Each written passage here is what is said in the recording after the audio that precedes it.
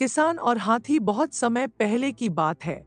एक गांव में एक मेहनती किसान रहता था। उसका खेत गांव के बाहर जंगल के किनारे था।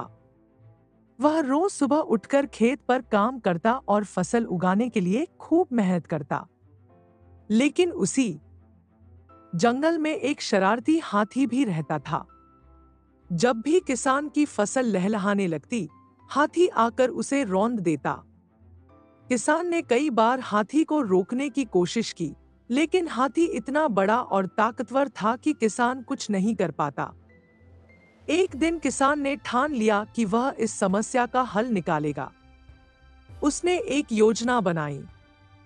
उसने अपने खेत के पास एक गड्ढा खोदा और उसमें लकड़ियां, कांटे और कीचड़ भर दिया। गड्ढे को उसने पत्तों और घास से ढक दिया ताकि हाथी को कुछ पता न चले। रात को जब हाथी फिर से किसान की फसल रौंदने आया, तो वह गड्ढे में गिर गया। हाथी बहुत परेशान हुआ और जोर जोर से चिल्लाने लगा। उसकी आवाज सुनकर किसान और गांव वाले वहां पहुंचे।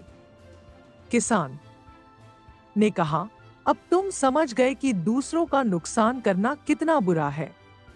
अगर तुमने वादा किया कि आगे से किसी की फसल खराब नहीं करोगे, तो हम तुम्हें बचा लेंगे।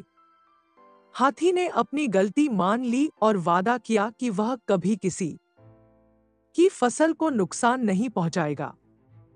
किसान और गांव वालों ने मिलकर हाथी को गड्ढे से बाहर निकाला। उस दिन के बाद हाथी और किसान दोस्त बन गए। हाथी अब किसान की मदद करने लगा और किसान का खेत और भी अच्छा हो गया। हाथी और किसान की दोस्ती समय के साथ और गहरी हो गई। हाथी अब रोज किसान के खेत में मदद करता। वह खेत में पानी भरने के लिए पास के तालाब से अपनी सूंड में पानी लाता और फसल को सींचता।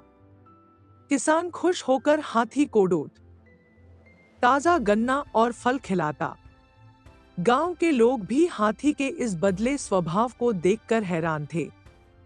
धीरे धीरे हाथी गांव वालों का भी दोस्त बन गया। जब गांव में कोई भारी काम होता, जैसे लकड़ियां ढोनी हो या किसी बड़े पत्थर को हटाना हो, हाथी मदद के लिए आगे आता। एक दिन गांव में एक बड़ा तूफान आया। तूफान से कई पेड़ गिर गए और किसान का घर भी आंशिक रूप से टूट गया। किसान बहुत दुखी हुआ, क्योंकि उसके पास घर ठीक करने के लिए पर्याप्त साधन नहीं थे। जब हाथी ने यह देखा, तो उसने गांव वालों के साथ मिलकर किसान की मदद की। हाथी ने जंगल से बड़ी बड़ी लकड़ियां लाकर किसान का घर ठीक करवाया। अब किसान का घर पहले से भी ज्यादा मजबूत बन गया। किसान ने हाथी को गले लगाकर कहा, तुम न होते तो मैं यह सब नहीं कर पाता। हाथी अपनी सूंड से किसान को सहलाते हुए खुशी से चिंघाड़ा। हाथी और किसान की यह कहानी पूरे गांव में मशहूर हो गई। गांव के बच्चे अक्सर हाथी के पास आते और उसके साथ खेलते। हाथी सबका प्रिय बन गया। शिक्षा: दूसरों को नुकसान पहुंचाने से कोई लाभ नहीं होता। क्षमा और समझदारी से हर समस्या का समाधान हो सकता है।